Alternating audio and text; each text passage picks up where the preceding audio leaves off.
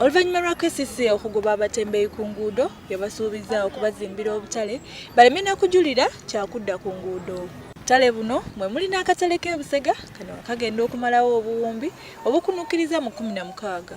Omuwandiisi w'enkalakkalira mu minisitule ya gavumenti ez'ebitundu Patrick Mutabwire ategeezezza nga gavumenti bwe yagula ettaka lino okusobola okuzimbirako abasuubuzi akatale ak'omulembe.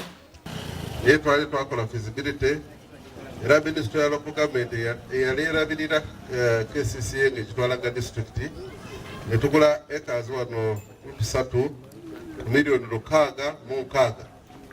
So the title of this land belongs to government under the custody of KCCA. It is one of the properties they have. Subiza miezi 18 kyokka tujja kuba n'akatale kapya wano. Akatale kajja kuba kasobola okutundibwamu ba vendors 18. Essanyu lingi nti n'aba vendors bajja kufuna ekifo ekipya bajja kuba ku kkubo omukka bisobola okubatomera. Ate namwe abaagala okubagulako ebintu kiba kizibu nnyo okusimbaawo. Eno gye bazze bajja kubeerawo parking, bajja kubeerawo ekifo ekyonyi kye bakoleramu, ate abantu bajja kwetya nti bajja basala ensawo kuba kajja kuba akatangaavu. Essanyu lyonna bangi balina wano kakati. Wano KCCA weesabidde abasuubuzi okukolaganira awamu ne KCCA okulaba nga bazimba akatale kano ate kaweesa ekibuga ekitiibwa. Okusinziira ku mmyuka wa Nankulu w'ekibuga Judith Tusime Tukahira, abasuubuzi balina okulindamu ng'omulimu guno gukyakolebwa kubanga wakyaliwo ebikyabulamu. Njagala kwebaza abakozi ba Busega okwagala nnyo eno projekiti yammwe era ne musalawo na buno ennyumba zino zibadde zitabasanyusa ne mutandika okuzemenyera mwekka ng'ate tewali abamenye. Ekyo nakyo njagala kubeebaza nnyo ate nsuubira nti ne kano akatale bwe kanaaba kawedde mujja era kukeyagaliramu nga mukakuuma ku mutindo ogusinga obutale bwonna.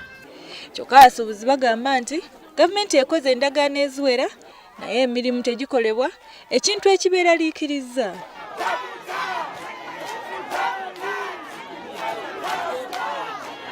Abasinga obungi tulina wet paper, tetulina yellow copy. Naffe tujagala. Nawe bali registered mu gundi za KCCA. Ng'ate waliwo abantu abasinga abali ku ground right now abakolera mu katale abazimbirwa akatale. Be bantu abatali registered abagambibwa kuba ku white forms. Essaawa ya leero bo tebaliyo mu registers za KCCA. Kitegeeza nti akatale kana agenda okuggulwawo ng'abantu abasinga abakolera mu katale tebali mu katale. Kitegeeza emidaala gyabwe gijja kukwatibwa gikole ki giweebwa abantu abalala abali mu makubo n'egyayita yonna ng'alina gy'alaga abalina ebizibu byabwe n'olwekyo abengako wayimirira nga ffe twafuna chansi n'ayimirirako e Busega ne tumbula ebizibu byaffe n'atukolera n'atugula ettaka okuli akatale n'olwekyo n'abalala abantu balina ebizibu bw'aba nga alinako walaze wonna abeeko wayimiriranga awulire ebizibu by'abantu okugula awundi. Obutale bungi buzimbiddwa mu ggwanga okulaba nga butumbula ebyobusuubuzi eby'eggwanga ng'era akatale kano ak'e Busega ke kamu ku obwo. Nakyanzi Hasfa, Dawubi.